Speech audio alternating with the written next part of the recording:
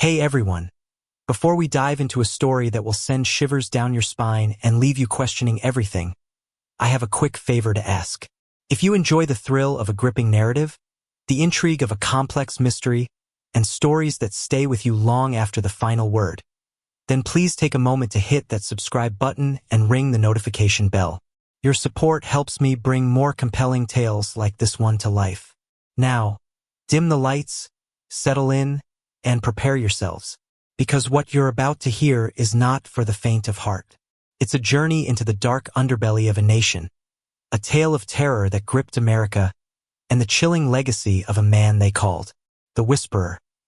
The humid air of late summer clung to New York City like a shroud, a sticky, oppressive blanket that seemed to muffle even the incessant symphony of the metropolis. August 14, 2003, had begun like any other sweltering Thursday, promising another day of scorching pavements and weary commuters. Yet, by sundown, a cold dread would begin to seep into the collective consciousness of the city, a dread that would, in the coming weeks, metastasize into full-blown panic, then a deep, lingering scar on the American psyche. Started subtly, as true horrors often do. A missing persons report filed late in the evening for a young woman named Sarah Jenkins, a vibrant art student from Brooklyn with a penchant for vintage dresses and obscure jazz clubs. Her roommate, a nervous girl named Chloe, had waited until past midnight, her calls to Sarah's mobile going straight to voicemail, before finally succumbing to the gnawing fear that something was terribly wrong. The police, accustomed to the transient nature of urban life and the occasional flight of artistic fancy, had logged it as routine, a standard procedure in a city where people vanished and reappeared with disarming regularity. But Sarah Jenkins wasn't just missing. 2 days later, on a Saturday morning, a jogger on a secluded trail in the vast expanse of the Ramble in Central Park stumbled upon something that would shatter the tranquility of the weekend. It was Sarah, or what was left of her. Her body, partially concealed beneath a tangle of wild, overgrown brush, bore the brutal, unmistakable hallmarks of a violent death.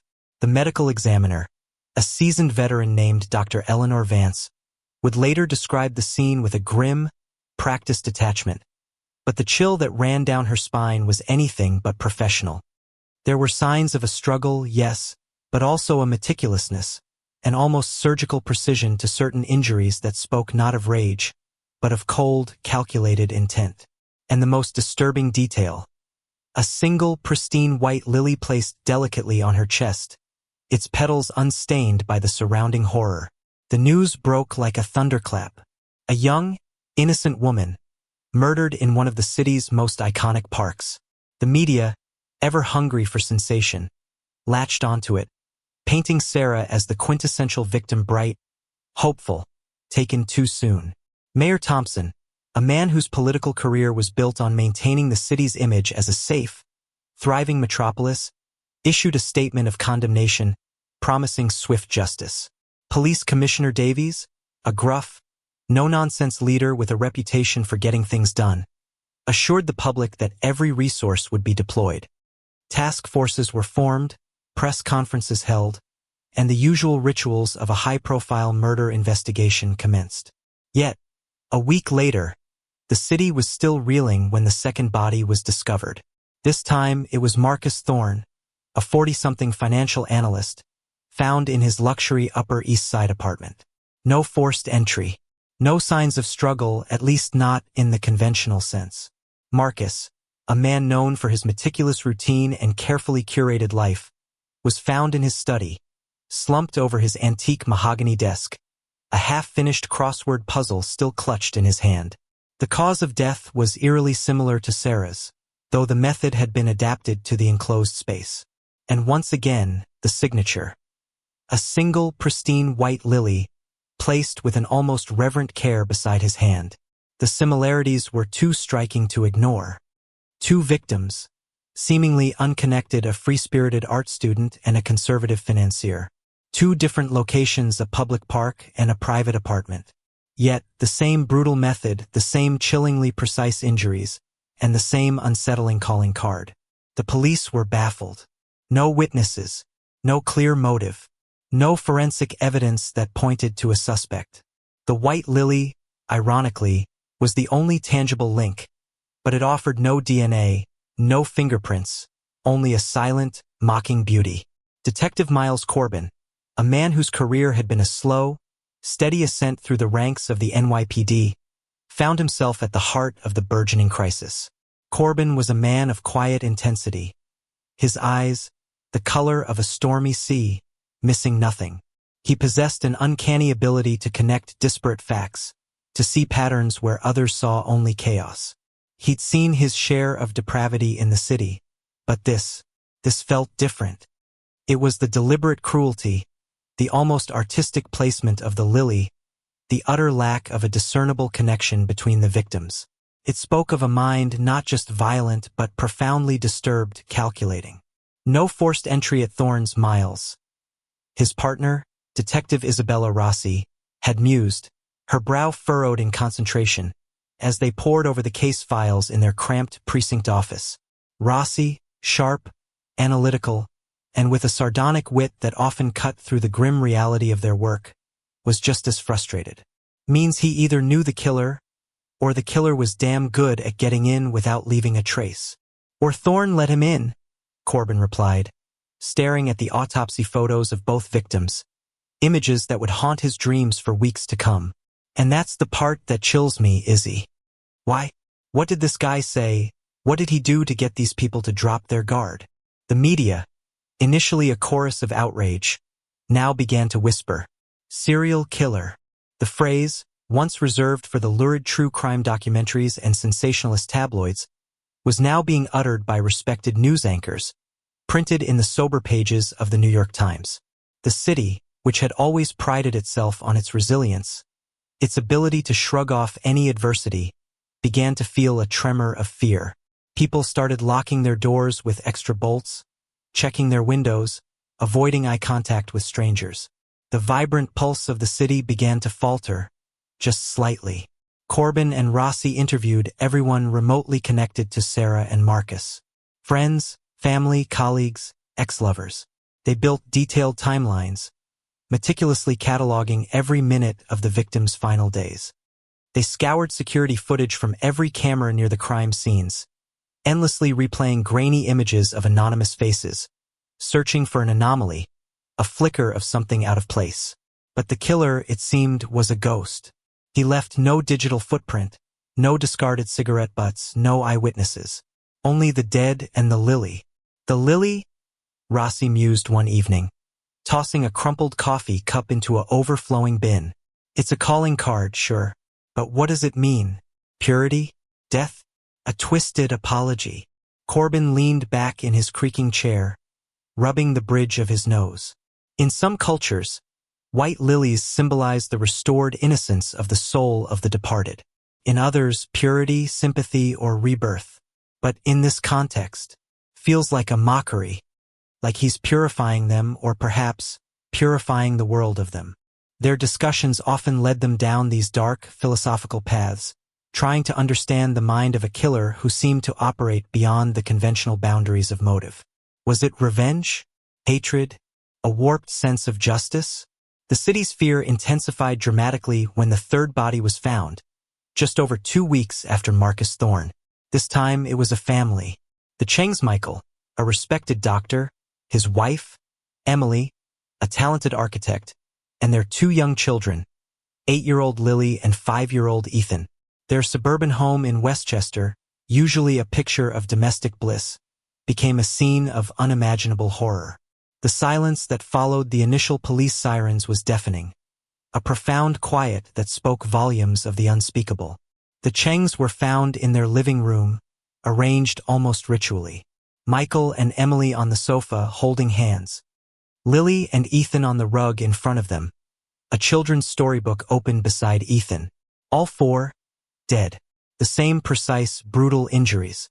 And on the coffee table, directly in the center of the family, not 1, but 4 white lilies, arranged in a perfect square. This wasn't just a serial killer anymore. This was an act of terrorism. The massacre of an entire family, including young children, sent shockwaves not just through New York, but across the entire nation. The news channels played endless loops of the Chengs' smiling family photos, juxtaposed with the grim pronouncements of authorities. Pundits debated the psychology of such a monster. Religious leaders offered prayers, and ordinary citizens huddled in their homes, terrified. Commissioner Davies, his face etched with exhaustion and frustration, held another press conference, his usual bravado replaced by a somber urgency. "We are dealing with an individual of extreme depravity and cunning," he admitted, his voice barely steady. "He is targeting seemingly random individuals, leaving no trace. But I assure you we will catch him. We will bring this monster to justice." But justice felt a long way off. The leads were drying up. The public was clamoring for answers, for arrests. The pressure on Corbin and his team was immense, a suffocating weight that threatened to crush them. They worked 16-hour days, fueled by stale coffee and a desperate need to understand. Corbin, staring at the crime scene photos of the Chung family, felt a cold knot tighten in his stomach. The children, that was the line. That was the point of no return for even the most hardened investigators. This killer wasn't just a murderer. He was a desecrator of innocence, a defiler of peace. "The pattern, Miles," Rossi whispered, her voice strained. After a particularly grueling day of reviewing witness statements that led nowhere. "There has to be a pattern we're missing. Sarah, single, creative. Marcus, established, conservative. The Chengs, a family. What connects them?" Corbin closed his eyes, picturing each victim, each scene. The vibrant art student, the meticulous financier, the idyllic family. No obvious social, economic, or even geographic connection beyond the city. But then he remembered something, a fleeting detail he'd dismissed earlier. "The silence," Corbin said, opening his eyes, a flicker of an idea sparking in their depths.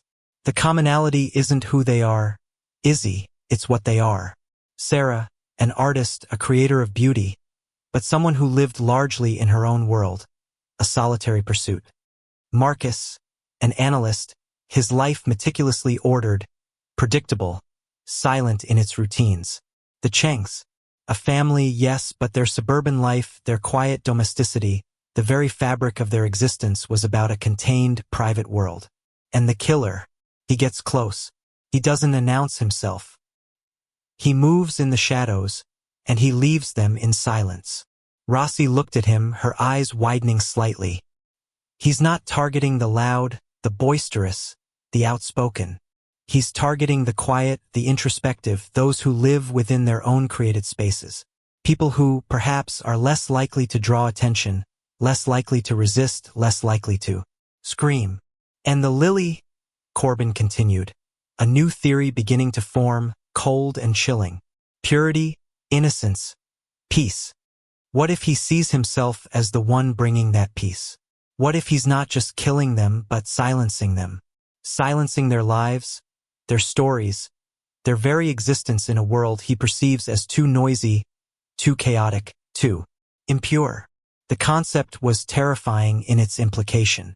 It suggested a killer with a messianic complex, a deranged individual who believed he was performing a righteous act.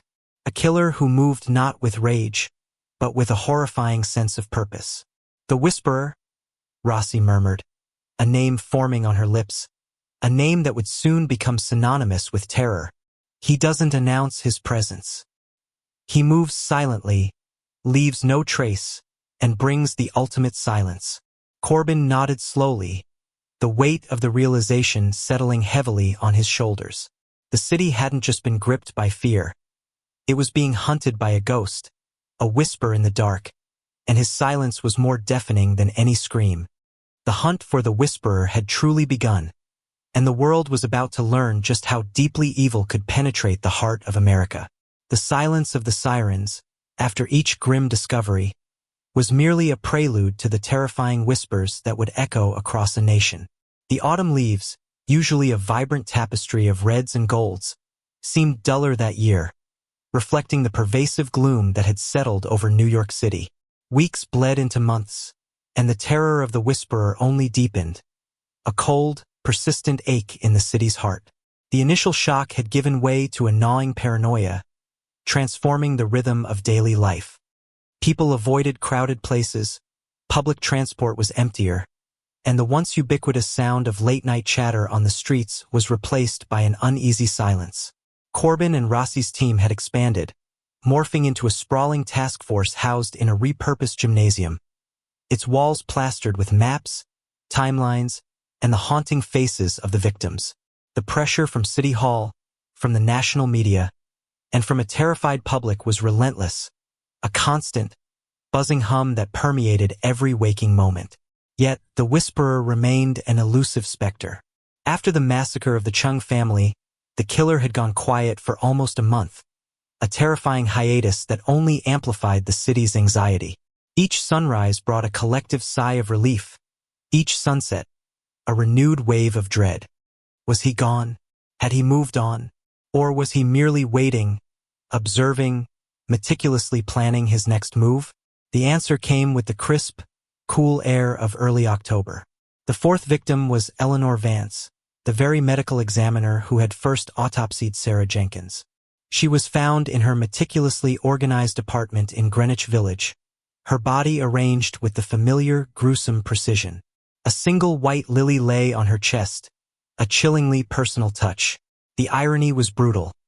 The woman dedicated to understanding death had become its latest victim, silenced by the very hand she sought to identify.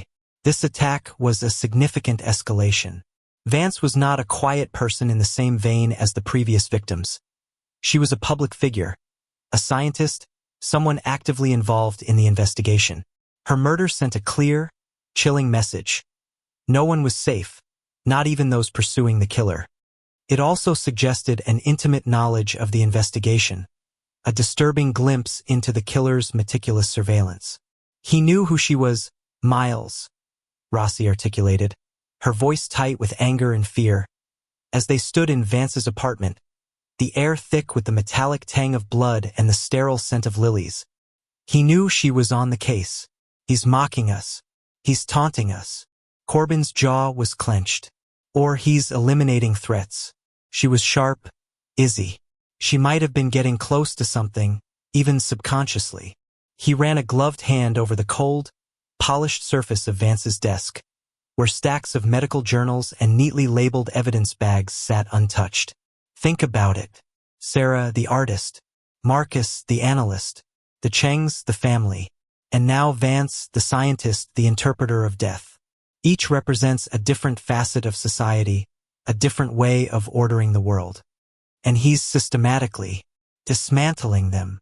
The task force redoubled its efforts, but leads remained scarce. Forensic analysis of the lilies was a dead end. They were common species, purchased from various florists across the tri-state area, none of whom could recall a specific purchaser matching any description.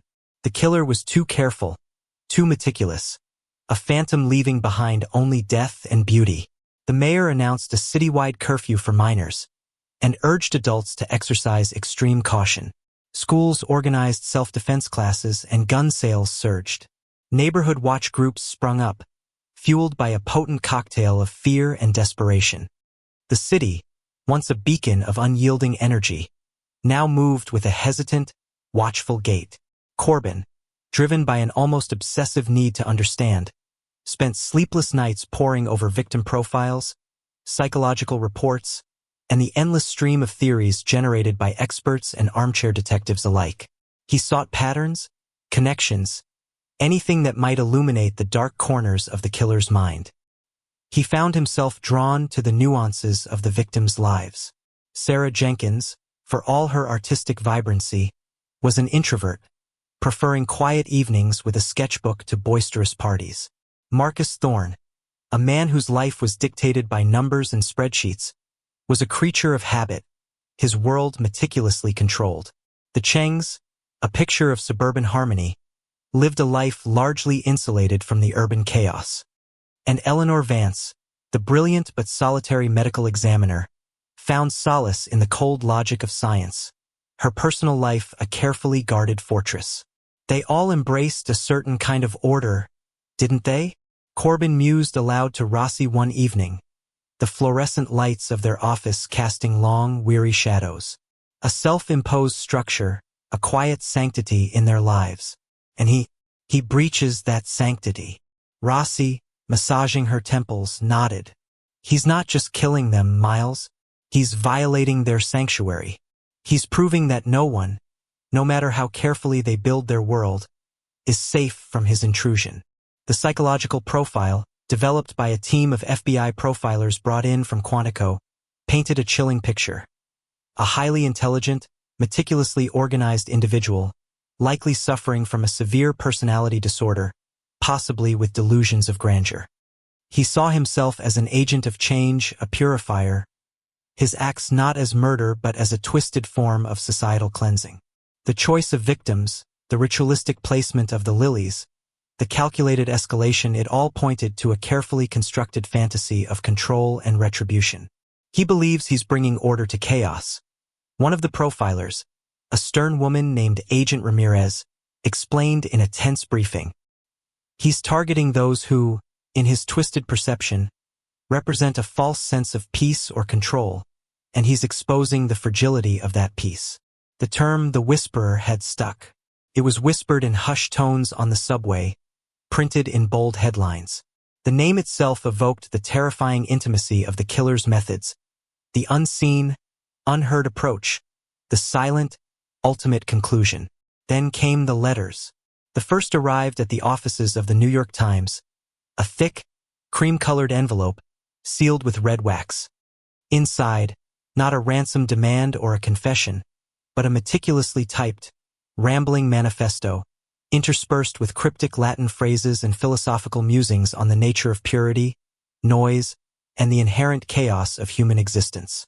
It spoke of a symphony of lies, a cacophony of pretense, and his sacred duty to restore the silent harmony.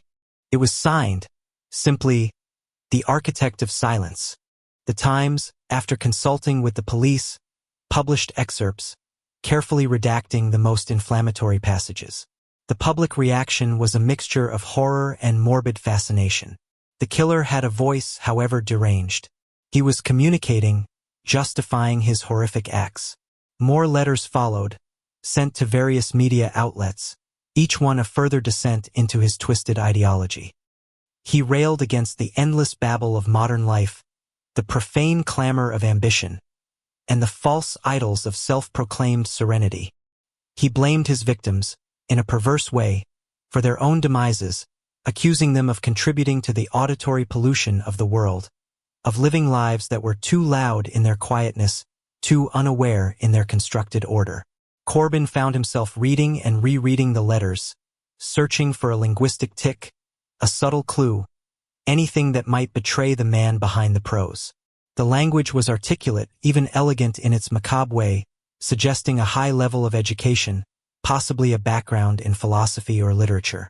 "He's a performance artist, Miles," Rossi declared one night, throwing a copy of the latest letter onto Corbin's desk. "This isn't just about killing. It's about the message. He wants us to understand. He wants us to be terrified, but also to see his point of view." "And that point of view," Corbin replied, rubbing his temples, "is the most terrifying thing of all. He doesn't see himself as evil. He sees himself as righteous."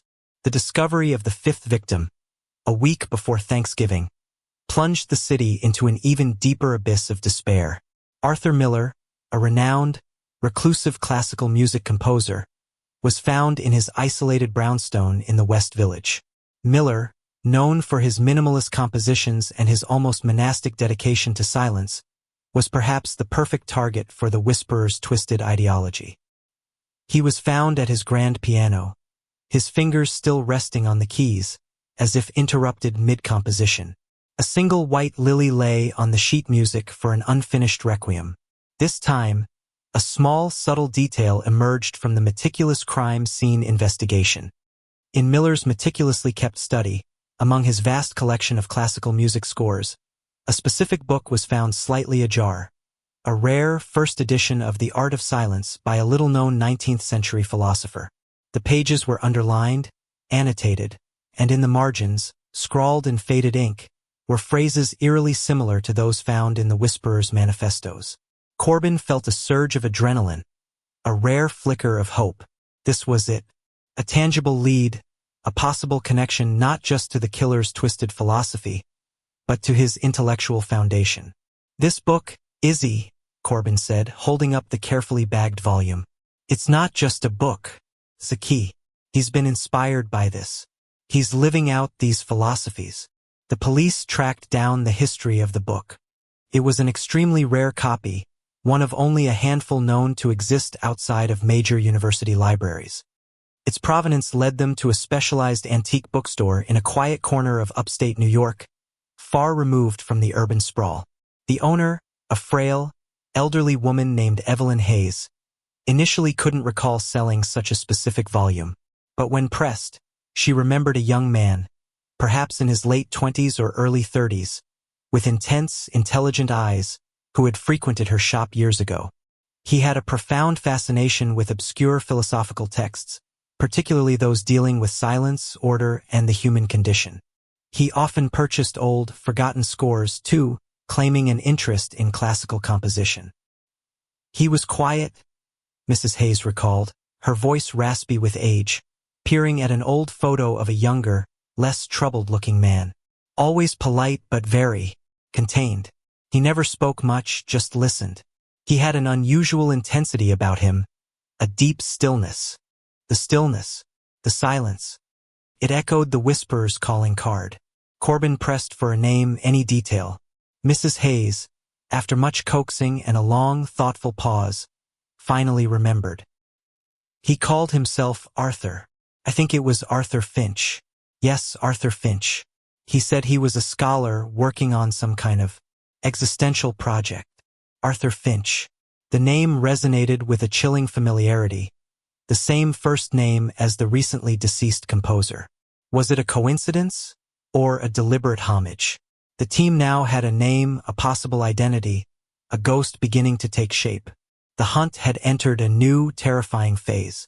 The Whisperer, it seemed, was not just an abstract force of terror, but a flesh-and-blood man, hiding in plain sight, his whispers now beginning to betray him, echoing through the growing silence of a fear-stricken nation.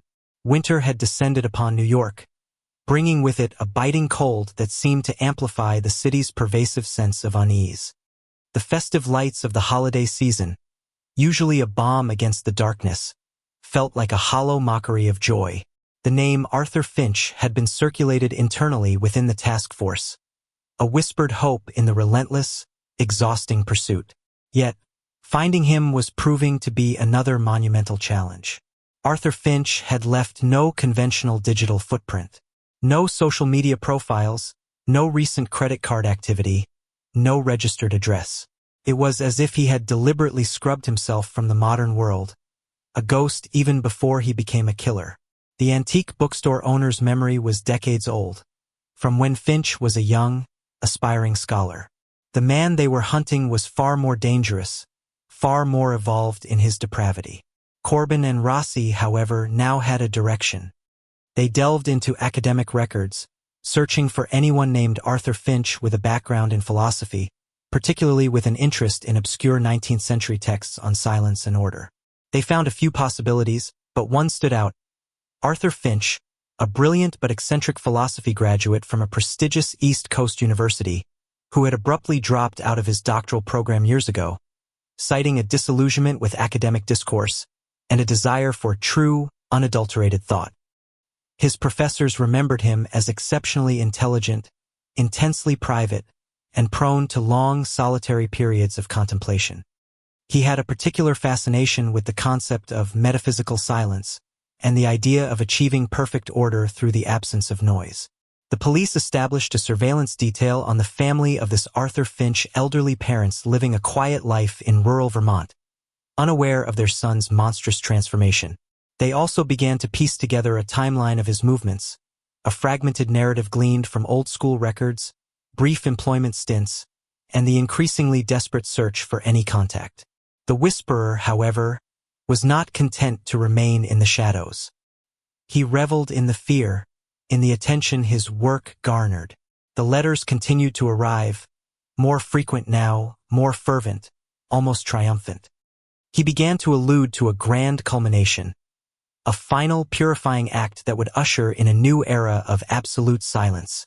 The ominous tone sent a shiver down the spines of the investigators and plunged the city into near panic.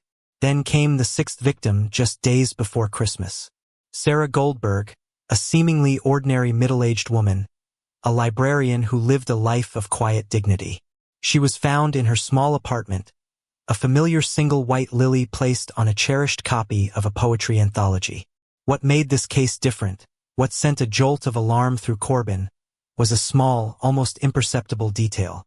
On the inside cover of the poetry book, a faint, almost invisible inscription in pencil. For Sarah, from AF. Corbin's blood ran cold. This wasn't just a random act anymore. It was personal. The victim wasn't simply someone who embodied quietness. She had a direct, if long-forgotten, connection to Arthur Finch. "Go back through everything, Izzy," Corbin ordered, his voice tight with urgency. Every victim, every contact. Was there any hidden link to an AF? A teacher? A childhood friend? A fleeting acquaintance? The team scrambled, revisiting the lives of Sarah Jenkins, Marcus Thorne, the Chengs, Eleanor Vance, and Arthur Miller. They dug deeper beyond initial interviews, searching for the forgotten connections, the threads that might bind these disparate lives to the elusive Arthur Finch. It was Rossi who found the first faint thread. In Sarah Jenkins's old high school yearbook, nestled among dozens of signatures, was a small, neat inscription. To Sarah, "May your art always speak in volumes, even in silence." AF, a high school friend, confirmed that Sarah had briefly dated a shy, intense boy named Arthur Finch in their senior year, a brilliant student who had transferred in for a year before disappearing as abruptly as he arrived. Then, a more chilling revelation. A background check on Marcus Thorne revealed he had been on the board of a small, private foundation that had, years ago, denied a research grant application to a promising philosophy student named Arthur Finch, citing his unconventional and potentially volatile philosophical theories. The Chengs. Michael Chung, the doctor, had been a resident at a hospital where, briefly, a volunteer named Arthur Finch had worked in the archives, meticulously organizing old patient records, seemingly driven by a need for order. Eleanor Vance. She had lectured at the very university where Arthur Finch had studied, her name appearing on several reading lists for courses he had taken. And Arthur Miller. The reclusive composer had once mentored a young, aspiring musician and philosopher named Arthur Finch, seeing potential in his unique perspective on the relationship between sound, silence, and meaning. Their relationship, however, had ended acrimoniously, with Finch accusing Miller of compromising the purity of true silence for commercial gain. The pieces began to fall into place, forming a horrifying mosaic. Arthur Finch wasn't randomly targeting the quiet people of the city. He was targeting individuals who had, in some way, intersected with his own life, his ambitions, his philosophical journey. Each victim represented a perceived slight, a betrayal of his ideals, or a person who, in his twisted mind, had failed to grasp the true meaning of silence. He was settling scores, enacting a slow, deliberate revenge against those he felt had contributed to the noise and disorder of his existence, or had simply crossed his path in a way that offended his increasingly fragile sensibilities. "He's not just the whisperer, is he?" Corbin said, staring at the growing web of connections on the evidence board. "He's the architect, and his grand design is vengeance, cloaked in a philosophy of purification." The FBI profilers confirmed Corbin's theory. This elevated the killer from a random serial murderer to something far more insidious. A calculated, intelligent individual driven by a deep-seated grievance and a distorted sense of moral superiority. He was playing a game, and the city, indeed the nation, was his stage. The grand culmination mentioned in his latest letters became the new focus of the investigation. What was it? Where would it take place? The profilers believed it would be a symbolic act, something that would send a powerful message, a final, definitive statement of his philosophy of silence. And it would likely occur in a place that held personal significance for him, or that represented the noise he so despised. The holidays passed in a haze of fear. New Year's Eve, usually a raucous celebration in Times Square, was subdued, with security tighter than ever before. The city held its breath, waiting for the Whisperer's final move. Then a breakthrough.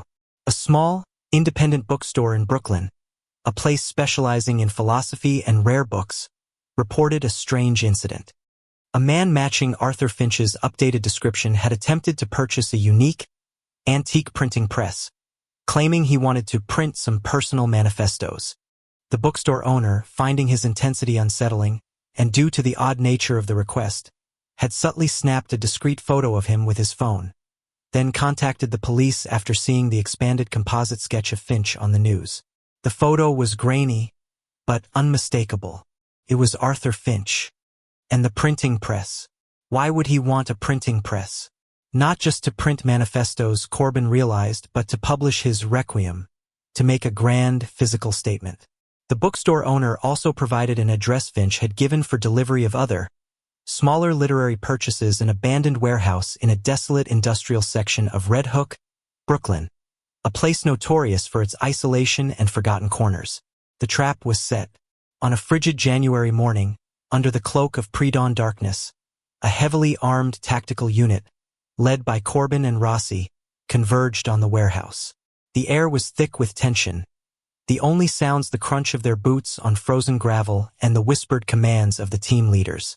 This was it, the culmination of months of terror, the confrontation with the ghost that had haunted a nation. They breached the warehouse door, moving with practiced efficiency through the cavernous, echoing space. The air inside was cold, metallic, carrying a faint scent of old paper and chemicals. In the center of the vast, empty floor, bathed in the pale light filtering through grimy windows, stood a single antique printing press, already set up and humming softly. Around it, stacks of freshly printed manifestos, each one bearing the chilling signature, the architect of silence. And there, standing before his creation, was Arthur Finch. He was a man of unassuming stature, thin and pale, with the same intense, intelligent eyes the bookstore owner had described. He looked up as the first officer entered, a strange, serene smile playing on his lips. There was no struggle, no attempt to flee. He simply raised his hands, a single pristine white lily clutched gently in one of them. "You're too late," he whispered, his voice soft, almost melodic, resonating oddly in the vast space. "The Requiem has already begun. The world will finally hear the silence." Corbin looked around, a cold dread gripping him. There was no other victim, no imminent act of violence in the warehouse itself. What did he mean? The Requiem has already begun. As Finch was cuffed and led away, his eyes met Corbin's. "You see it, don't you, detective?" he murmured, a glint of madness and triumph in his gaze. "The beauty in the void, the order in the absence of sound. My work is done. The Whisperer has finally spoken." The city breathed a collective sigh of relief as the news broke. The Whisperer, Arthur Finch, was captured. But Corbin couldn't shake Finch's last words. The fear might have subsided, the immediate threat averted. But the chilling echo of Finch's twisted philosophy, his requiem for a noisy world, had already embedded itself deep within the national consciousness. The silence he sought to impose might have been a physical one, but the psychological silence, the quiet dread he had instilled, would linger for generations, a grim testament to the architect of a new, terrifying kind of fear. The hunt was over, but the unraveling of America's sense of security had only just begun.